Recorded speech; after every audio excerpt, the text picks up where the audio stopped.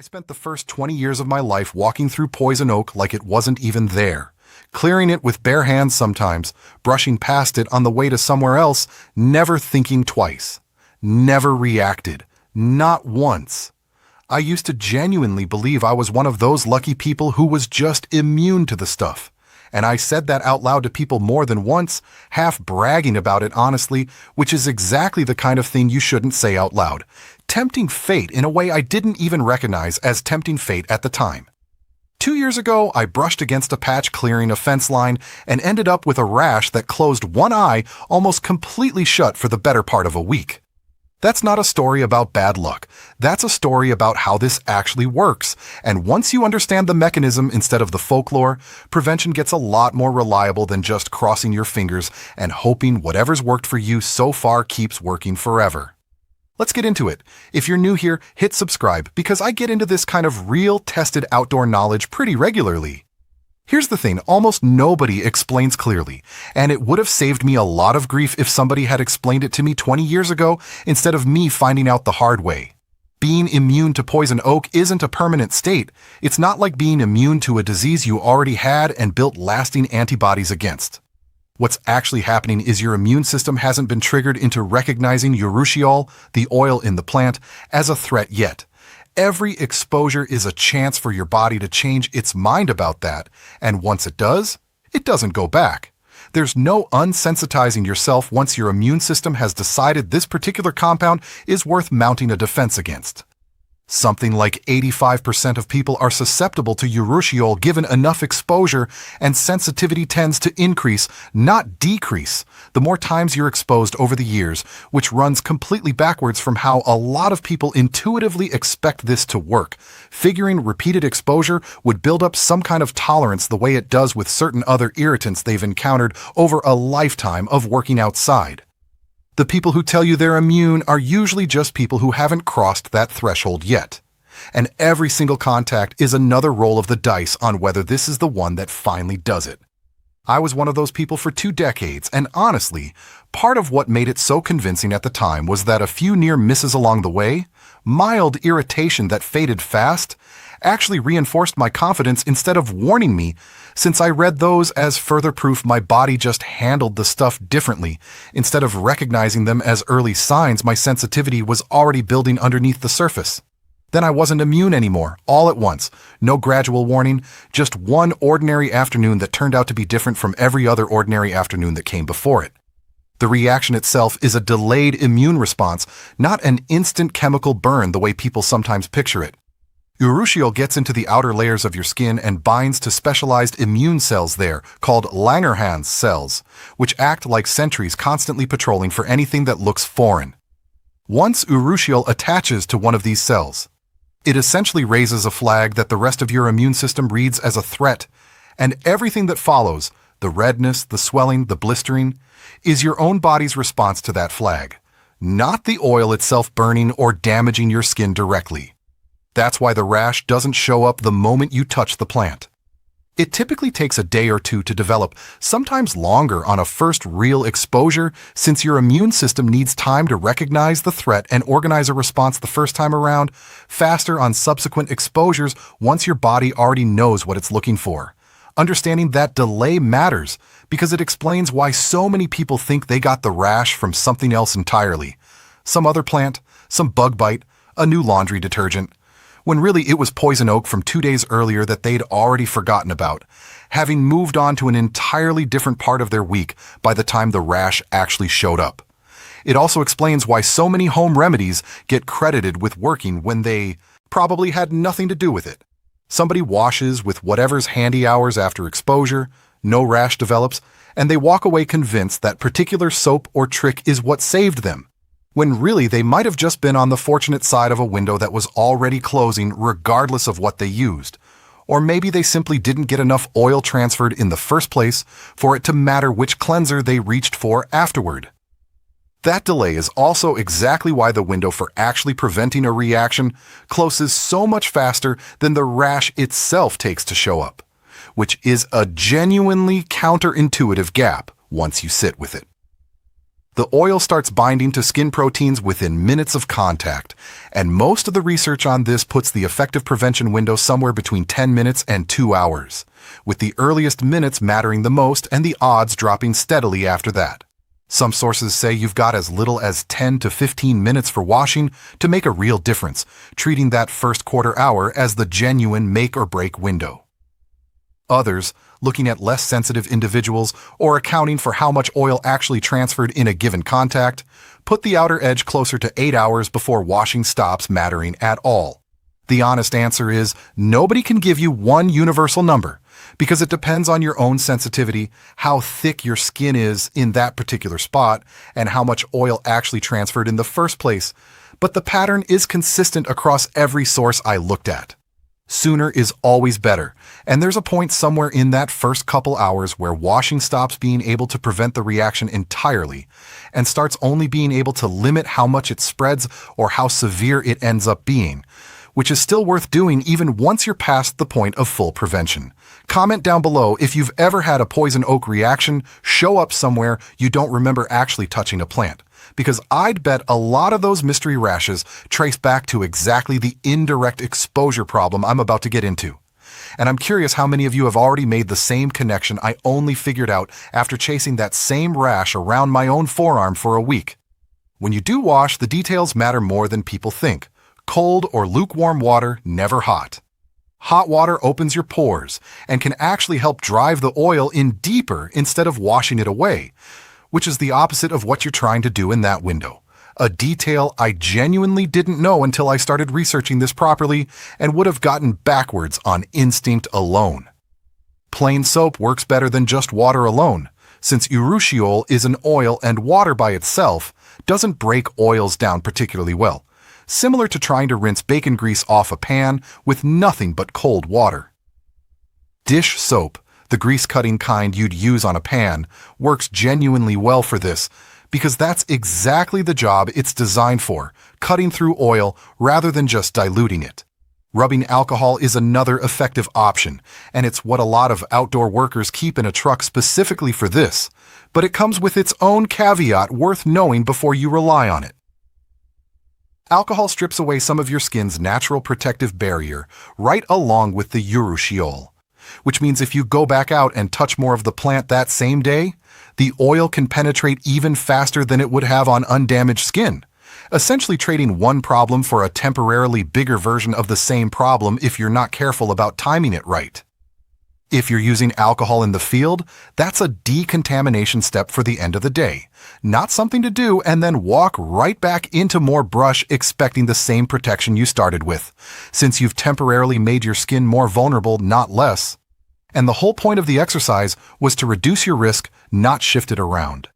Now for the part that I think trips up more people than the timing does, which is understanding that the plant itself isn't the only thing that can give you this rash.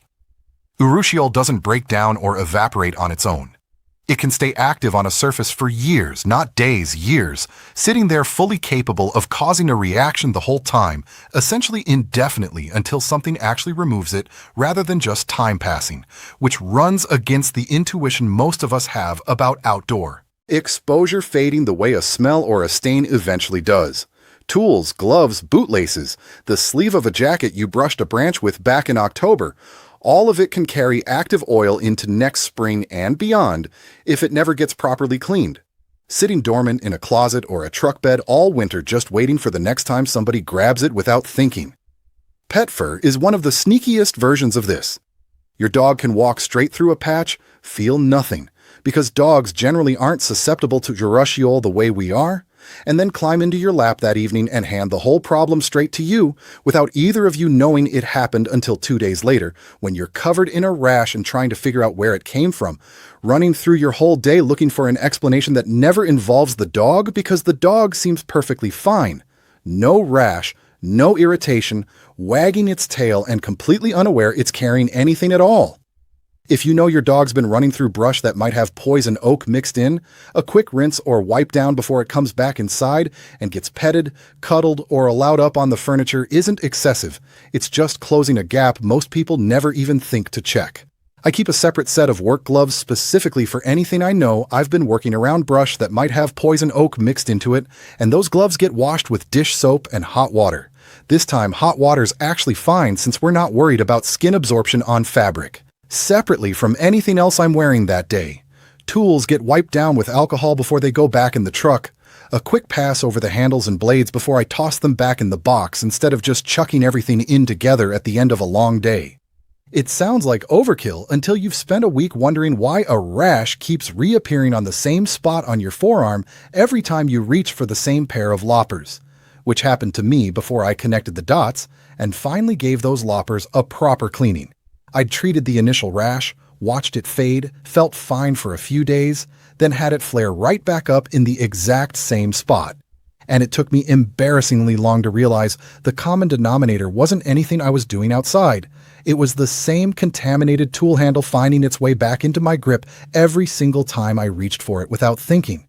There's one rule in all of this that isn't really a layer of protection so much as an absolute line, and it's the one I want to spend real time on because the stakes are genuinely higher than a rash. Never burn poison oak, not in a brush pile, not mixed in with other slash, not ever, if you have any way to avoid it. Burning doesn't destroy urushiol. It aerosolizes it, turning the oil into microscopic particles that ride the smoke and can be inhaled deep into your lungs, particles small enough to bypass the usual defenses your respiratory system has against bigger debris like ash or dust that your nose and throat would normally filter out without much trouble. That's a completely different category of exposure than skin contact, and it can cause severe respiratory inflammation, chemical pneumonitis, throat swelling severe enough to restrict breathing entirely. There are documented cases of people who died from smoke inhalation after burning poison ivy or poison oak, not injured, not hospitalized. Died, with medical examiners specifically linking the cardiopulmonary arrest to urushiol exposure through the lungs rather than any other cause.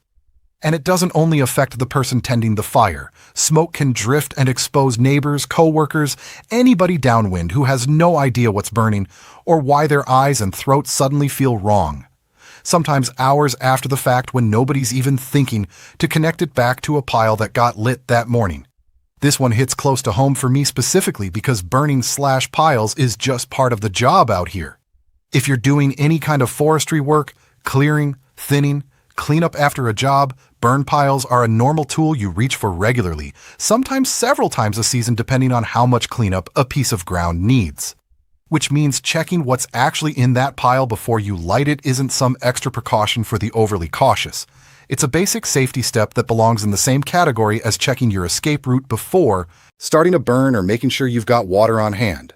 The same instinct you'd apply to any other fire safety practice without a second thought, learned once and then just built permanently into how the job gets done from that point forward. If I find poison oak mixed into slash I'm planning to burn, I pull it out by hand with gloves on and either haul it off separately or let it dry and break down on its own, away from anything that's going in the fire, giving it a season or two in a corner of the property where nothing else is going to touch it before it finally breaks down enough that I'm not worried about it anymore, treating it essentially like any other hazardous material that needs to age out rather than get handled on a deadline.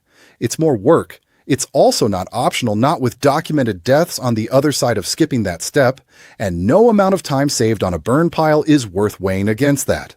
I'll admit I wasn't always this careful about it either. Early on, before I really understood what was actually happening in that smoke, I tossed brush into burn piles without much thought about what was mixed in, figuring a little smoke never hurt anybody who wasn't standing right over the fire. The same kind of casual assumption a lot of people make about a lot of things they've simply never had go wrong on them yet. Looking back at some of those piles now, knowing what I know, I got lucky more than a few times, and luck isn't a plan I'm willing to keep running on for something with documented fatalities attached to it, not when the fix is as simple as pulling a few branches out by hand before the match ever gets struck. For an extra layer of protection before you're even out there working, there's a barrier lotion option worth knowing about, built around bentonite clay, the same kind of fine mineral clay used in all sorts of absorbent products. The active ingredient, bentaquatum, is actually the first FDA-approved topical product specifically for preventing poison ivy and oak reactions. And it works by physically coating the skin in a layer the oil has trouble penetrating rather than doing anything chemical, more like a raincoat than a medicine in terms of how it actually functions. In a controlled clinical study, people with known sensitivity to urushiol had it deliberately applied to test patches on both arms, one pre-treated with the lotion, one not. And the treated sites showed significantly less reaction across the board. And when a reaction did happen anyway, it showed up later and milder than on the untreated side, which is a meaningfully different outcome even in the cases where it didn't prevent a reaction outright. It's not a permanent shield. You're looking at something like 4 hours of protection before it needs reapplying, and it washes off with regular soap and water once you're done for the day. But for anybody who knows they're heading into heavy brush for an extended stretch, it's a legitimate extra layer on top of everything else, not a replacement for any of it. I keep a bottle in the truck now, mostly for days I know I'll be working ground I haven't cleared before, where I genuinely don't know yet what's mixed into the brush I'm about to be pushing through, which is a completely different situation than working a piece of land I've already gone over a dozen times and no cold. I want to be honest that none of this adds up to a guarantee, because I don't think it's fair to sell you a false sense of total control over something your own immune system ultimately decides on its own terms. Identification is still your first and best line of defense, knowing what the plant actually looks like in every season it shows up in, not just the classic leaves of 3 most people picture and then stop thinking about. Poison oak leaves can be shiny green in spring, turn bright red by fall, almost pretty enough that people mistake it for something worth admiring instead of avoiding, and drop entirely in winter, leaving bare, easily overlooked stems that are just as loaded with active oil as the leaves ever were. A lot of people relax their guard in winter because there's nothing green to spot, which is exactly backwards, since the plant doesn't lose its potency just because it's lost its leaves and a bare tangle of vine or stem in a woodpile you're gathering. For the stove in January can hand you the exact same rash a full leafy patch would in June. I've made that mistake myself, grabbing what I assumed was just an ordinary dead vine while clearing brush in the off-season, only to realize a few days later, once the rash showed up right on schedule, exactly what I'd actually been handling. Stack all of this together, knowing your own sensitivity can change without warning, respecting the washing window instead of shrugging it off, treating tools and gear and pets as potential carriers instead of assuming the danger ends at the plant itself, never burning it under any circumstances, and using a barrier product when you know you're heading into serious exposure and you've built a real system instead of just hoping your luck holds the way I used to. My luck didn't hold. 2 decades of thinking I had some kind of natural pass, and it turned out I was just accumulating exposures the whole time, waiting for whichever one would finally be the one that tipped things over. I don't get to have that assumption anymore, and honestly, I think I'm better off for it because now I actually pay attention instead of just walking through brush like nothing in it could ever touch me. There's a version of this lesson that applies well beyond poison oak, honestly, and I keep bumping into it across a lot of what I cover on this channel. Getting away with something for years doesn't mean you've beaten it. Sometimes it just means you haven't lost yet. And those aren't the same thing no matter how similar they feel while you're in the middle of the streak. No matter how many times the outcome reinforces the assumption that you're somehow different from everybody else it's happened to. I spent 2 decades mistaking one for the other, and I don't think I'm the only person who's ever made that particular mistake about something in their own life. Whether it's poison oak or anything else that seems to leave you alone, right up until the exact moment it doesn't. I'll put together a follow-up on identifying poison oak specifically through all 4 seasons, since that's the piece I think most people could genuinely use more help with beyond the basic leaves of 3 reminder, especially the winter and early spring stages that trip up even people who'd confidently spot it in full summer leaf. For now, if you've ever told yourself you're one of the lucky ones who doesn't react, take that with the same grain of salt I wish I had 2 decades ago. It's not a permanent status. It's just a number you haven't hit yet. And the only real difference between you and somebody who's already been through what I went through is how many times you've rolled those particular dice so far. I'm Cole Ashford. Thank you for listening.